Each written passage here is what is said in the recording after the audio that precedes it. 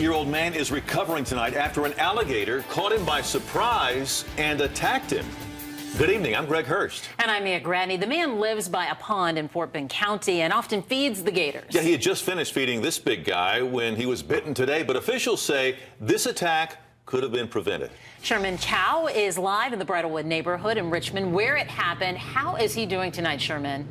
You know what? He is back home and is recovering well, as we are told. This is a beautiful area. It is lined with canals and ponds, and the game warden tells us it also backs up to a large natural habitat, which is filled with hundreds of alligators. It's a gorgeous neighborhood in Richmond with large homes and yards, big canals, and big alligators. Terrifying. Terrifying. Shannon Smith's father-in-law was in the backyard just before noon. He called for me and I came out and said he'd been bitten and needed to call an ambulance, so that's what I did. 88-year-old K.R. Smith was taken to Oak Bend Medical Center, where he was treated and released. Fortunately, his injuries are minor. Texas game warden Barry Eversole is investigating. Possibly he fed the alligators about an hour prior to the incident. He was back out there clearing some weeds or whatever at the edge of the water by hand. Imprinting?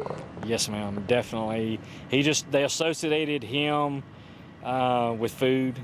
He evidently did this on a regular basis, and they've seen, there's the handout, let's go get it.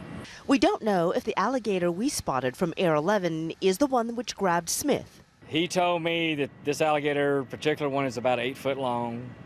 Evidently there's a smaller one there that he's acquainted with. The takeaway from all this? No random attacks. They've always been provoked by some reason, either the person's activity, feeding it, harassing it. Since this is private property, it'll be up to the private property owners if they want to go ahead and try to trap the gators. Feeding wild alligators is a Class C misdemeanor, but the warden is less concerned about writing a ticket than he is about convincing the 88-year-old victim to stop feeding the animals. Live here in Richmond, Sherman KHOU 11 News. Yeah, this could have been a whole lot worse. Thanks, Sherman.